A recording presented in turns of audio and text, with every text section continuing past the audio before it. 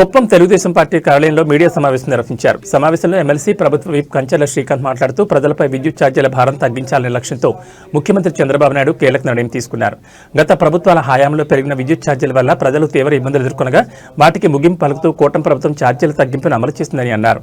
2019-2024 మధ్యకాలంలో వైసీపీ ప్రభుత్వం పదే విద్యుత్ ఛార్జీలు పెంచి ప్రజలపై భారాన్ని మోపిందని విమర్శలున్నాయి.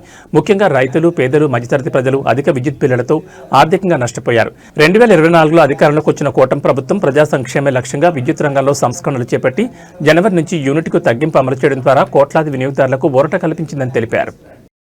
ప్రజలకి ఏ విధంగా అండగా నిలబడిందో మీ అందరికీ ఈరోజు ఒక ఉదాహరణ కింద చెప్పచ్చు.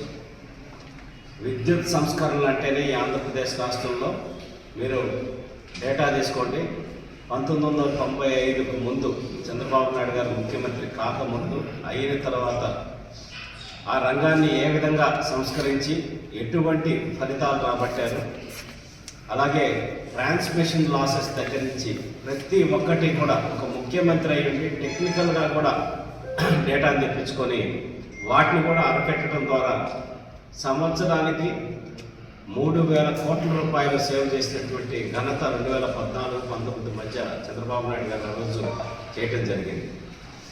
గత 5 సంవత్సరాల్లో మనందరికీ తెలుసు 2019 నుంచి 2024 మధ్య జగన్మోహన్ రెడ్డి గారికి టీపీఎల్ అంటే తెలియదు.